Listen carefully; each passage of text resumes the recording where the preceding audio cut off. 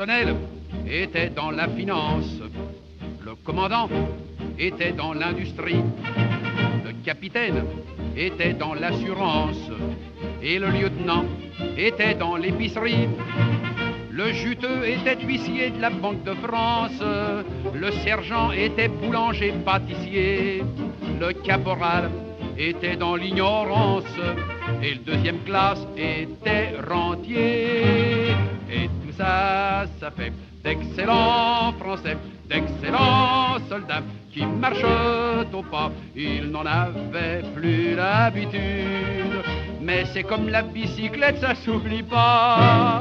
Et tous ces gaillards qui pour la plupart ont des gossions leur certificat d'études. Oui, tous ces braves gens sont partis chiquement pour faire comme jadis ce que leurs pères ont fait pour leurs fils.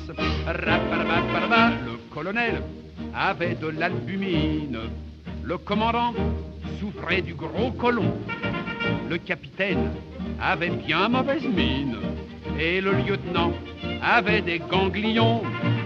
Le juteux souffrait de coliques néphrétiques, le sergent avait le pylore atrophié, le caporal un coryza chronique et le deuxième classe des corps aux pieds.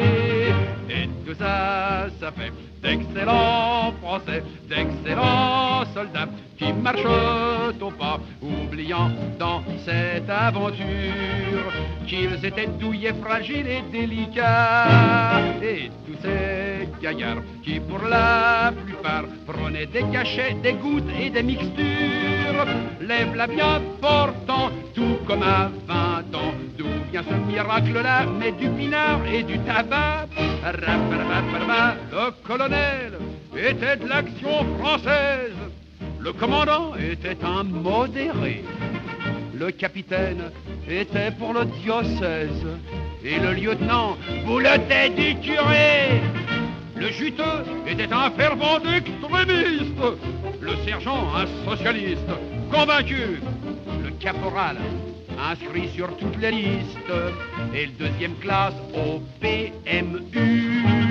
Et tout ça, ça fait d'excellents Français, d'excellents soldats qui marchent au pas en pensant que la République c'est encore le meilleur régime ici-bas. Et tous ces gaillards qui pour la plupart n'étaient pas du même avis en politique, lève-la tous d'accord, quel que soit leur sort. Ils désirent tous désormais qu'on nous foute une bonne fois la paix.